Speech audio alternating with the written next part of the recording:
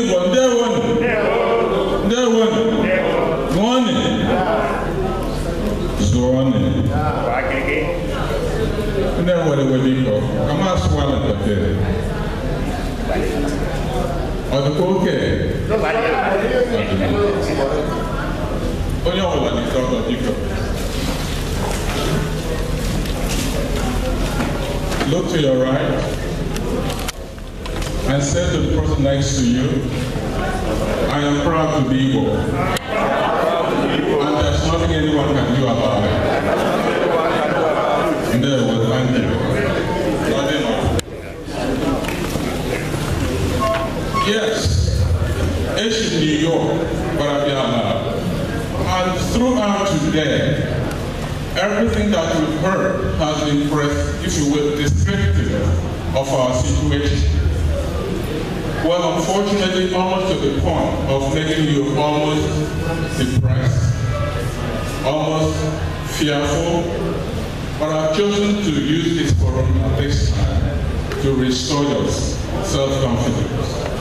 There is nothing that you or I or all of us together collectively as Igbo people going through today that has not been experienced by many other people.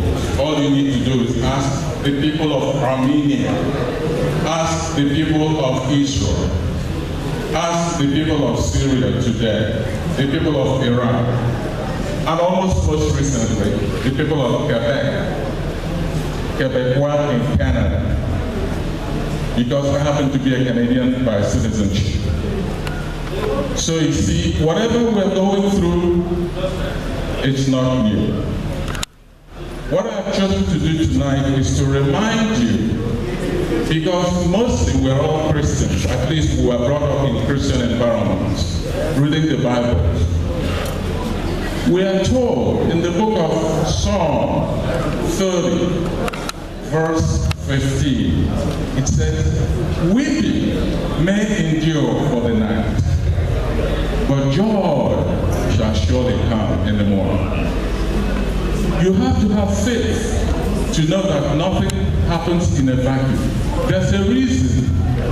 There's a reason why evil is thriving over justice, or over what is supposed to be what is called rectitude, straightforwardness. So please be patient with yourself. The God of Israel asked Moses to take up the mantle to lead his children out of, if you will, bondage. Moses complained that he was a stutterer, that he couldn't speak. What did God say? God asked Moses, Moses, open up your hand. What is in your hand? He said, I have a stick, I have a staff. He said, okay, drop it. Moses dropped it on the floor. What did it become? It became a serpent. Then God asked Moses, pick up the serpent by the tail, which he did. Remember, the tiny principle here is belief. He believed that picking up the tail would not be very, if you will, fatal to him. He picked up. He believed God, just as Abraham believed God in going to sacrifice his son Isaac. So what is happening, and I want to imbue this in you, inculcate it in you as Igbo people. Have faith. Open up your hand. What do you have? You have a lot. Let me remind you, and providentially I might say, I happen to be privileged to be a link between the most young people around here and what we went through in the 1960s. I was a young scientist in the research and production lab at Government College, Umudike, Umuahia. And by the way, let me use this opportunity. Yes, let me use this opportunity to pay tribute to Professor Chijo, Professor Mike Nwachukwu, Professor Njogobi, Professor Steve Alejoiwe, Professor Chima Iko, my former head of the Department of Chemistry, Professor Agoga, Achukwu, Frederick Achukwu, engineering, Felix Orao, physics. Kajeta Nokeke, physics. Christian Ahwamba, statistics and physics. And of course, yours truly. We did a lot of things. We learned to produce things based on what we had. Situation asked us, what do you have in your hand? We told the situation, this is what you have in your hand. Then he said, go ahead and produce. Those of you here who want to experiment, let me encourage you. When you go home within the next few days or maybe weeks, get yourself a sheet of zinc metal. Cut it up into 2 inches long, 3 inches wide. Get yourself a used flashlight battery, eviscerate, that is, take it apart. Take it all apart, clean it off, use kerosene, dry it, get yourself, if you will, sodium chloride, ordinary common salt. Okay? Common salt. Try to collect your urine, your 1/8 fluid, your urine, collect it. Use your urine, put your sodium salt, common salt, into your urine. Then get yourself starch. Boil water, take starch, mix it as if you're going to dry your clothes.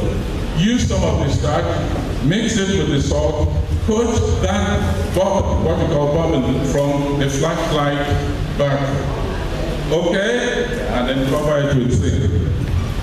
All right? Mold it into place. Get yourself a flashlight bulb.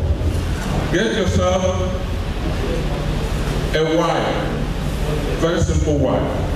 Connect the bottom of the bottle to the flashlight and then put it on top of the battery and see what happens. My brothers and sisters, this is what we did at Umudike. We could not import these batteries, so we had to produce them by ourselves. I'm just giving you a vignette of who you are. If you don't know who you are, somebody else will define you.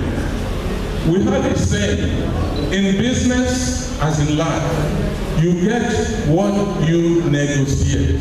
Otherwise, by default, you get what you deserve. You see, what is happening right now, the reason for which we are here, at least, partially, is because we have gotten what we didn't negotiate. We have gotten by default what we deserve. How we deserve it is a long story, so I'm going to leave that aside. But the key thing I want to tell you to take away with you today, please, is this. You have substance. There is something to you which you're not even aware of. The world around you is very envious of you. As I was traveling from Umuahia yesterday to this place, left 1 o'clock, arrived around 4 o'clock. The road, of course, you know, the road is almost impassable. You know what? In the United States, that section of the road, all the way from here to Port Harcourt, will be taken over in concession by an investment group, not the government. An investment group will take it over, okay? Fix the road, repair it, and then draw tolls. You don't pay tolls if you don't use the road. Simple. I use that as an example because right here, you have the government of Enugu State, you have the government of Imo State, you have the government of Abia State. Why can't they work together? Craft a commission. You don't have to invest in it. No, let the money people, investors who want to invest anyway, fix the road. Everybody is happy. If you don't use the road, you don't pay. Simple. I noticed this about us. We're in trouble. But you see, luckily for you and me, we're ahead of the curve. We're ahead of everybody else. This explains why it seems everywhere you go, non-Igbos seem to detest you. They seem to dislike you. The typical Igbo man is very expansive. You are very expansive. You never allow yourself to be hemmed in. Wherever you are, you like to expand. It's your natural propensity. Somebody used the word DNA, deoxyribonucleic acid, which is the ingredient of every living thing. Okay? It is who we are.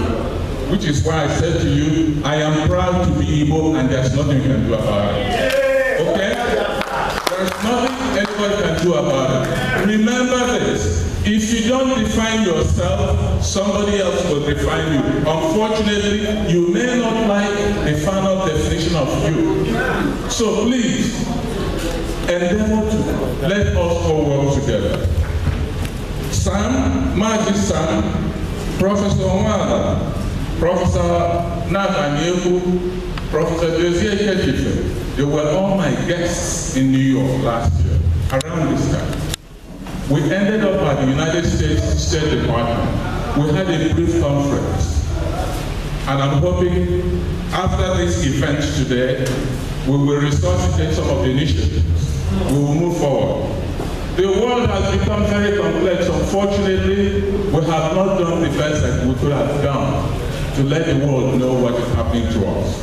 Let me tell you, this is not to steal your thunder. You can cry all you like.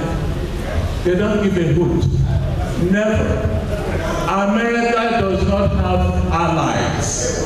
America does not have permanent interests, permanent friends, just permanent interests. You can cry all you like. No. One thing we learned is we were told, don't call these people Fulani herdsmen. Don't call them Boko Haram. No, you're making a mistake. Call them terrorists. Call them terrorists. If you call them terrorists, semantics. It catches the attention of the authorities in the United States. You see, whenever I read in the newspapers, I hear Fulani herdsmen. You're making a mistake. Big time mistake. Semantics are very important. Okay? Thank you very much. May God bless you all. I return to you, MC. My bit is done. God bless you. Thank you, man. I'm making